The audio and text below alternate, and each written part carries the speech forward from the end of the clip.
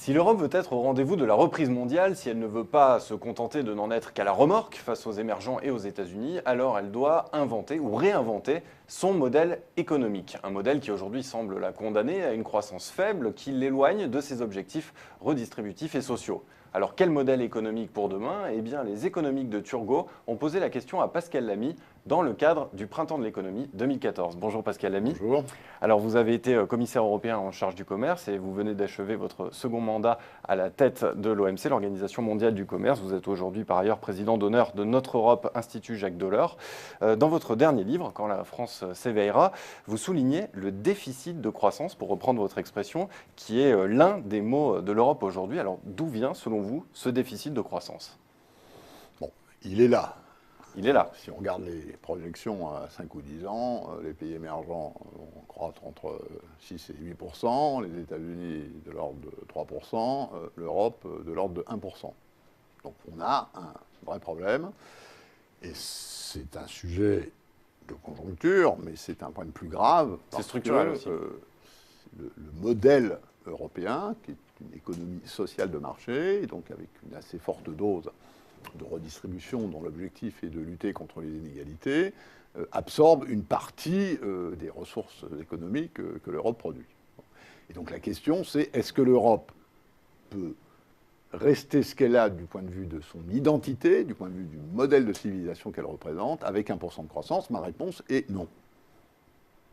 Comme le dit souvent Mme Merkel, l'Europe, c'est 7% de la population mondiale, c'est 20% de la production, c'est 50% des dépenses de sécurité sociale.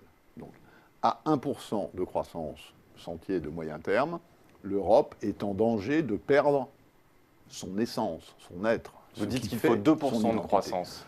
Je dis qu'il fait 2%, on peut discuter à la marge, mais je pense qu'en dessous de 2%, compte tenu de l'importance de ce qu'on distribue, le débat politique se crispe sur le partage. Au-dessus de 2%, ça passe.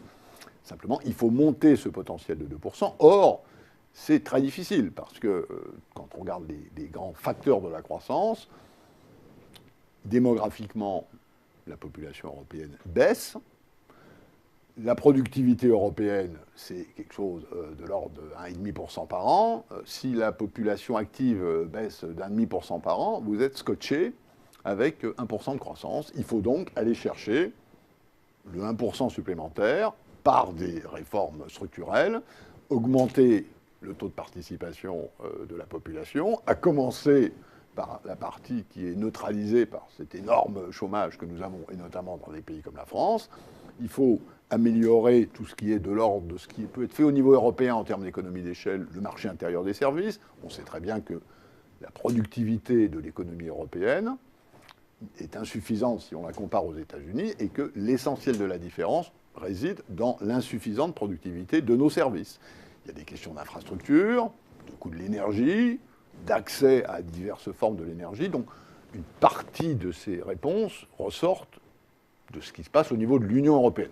Pas tout, bien entendu. En gros, il y a 2/3 de ce qu'il faut faire qui est de ressort national, 1/3 qui est de ressort européen. J'espère que ce tiers européen va apparaître à l'occasion de... Mais est-ce qu'on peut financer ces grandes politiques macroéconomiques sans croissance? On trouve toujours des financements. On trouve toujours des financements s'il s'agit de financer des investissements rentables. Il faut revoir et notamment en matière d'infrastructure, de recherche, de développement. On sait bien qu'on a une période d'ajustement fiscal et budgétaire.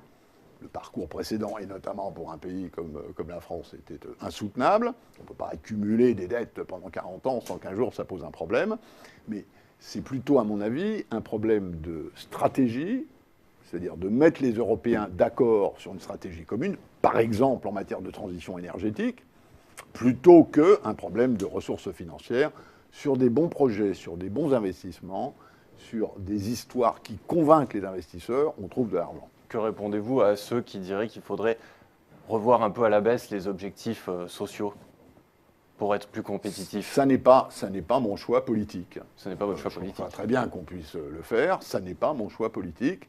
Je pense que je peux maintenant m'appuyer, par exemple, sur cette étude que le FMI a publiée récemment et qui montre que il y a une certaine contradiction entre l'augmentation des inégalités et la croissance. Pas seulement la qualité de la croissance, mais la croissance. Moi, je pense que dans le monde dans lequel on est, il y a en quelque sorte coïncidence entre ce que disent les chiffres, c'est-à-dire que ce sont les économies les moins inégalitaires qui sont les plus performantes. Prenez la Suisse, prenez l'Autriche, prenez la Suède, prenez le Danemark, pour ne prendre que ces exemples, et l'évolution du monde contemporain. Je trouve que ça colle avec mes idées, donc je prends ces chiffres, et quand les chiffres collent avec les idées, c'est plutôt, à mon avis, qu'on va dans le bon sens. Eh bien, Pascal Lamy, je vous remercie d'être venu sur Xerfi Canal. Je rappelle que cet enregistrement a été réalisé dans le cadre du Printemps de l'économie. Merci encore.